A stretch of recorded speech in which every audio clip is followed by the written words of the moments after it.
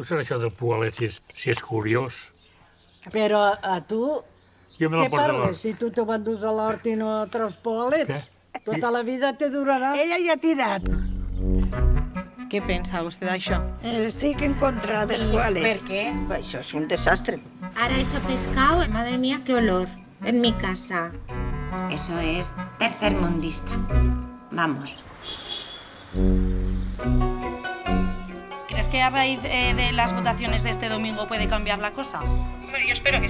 Ya te digo que sí que queremos reciclar. Lo que no hay derecho es esta imposición, esta dictadura. Siempre has reciclado. Yo no. También te lo digo, nunca he reciclado.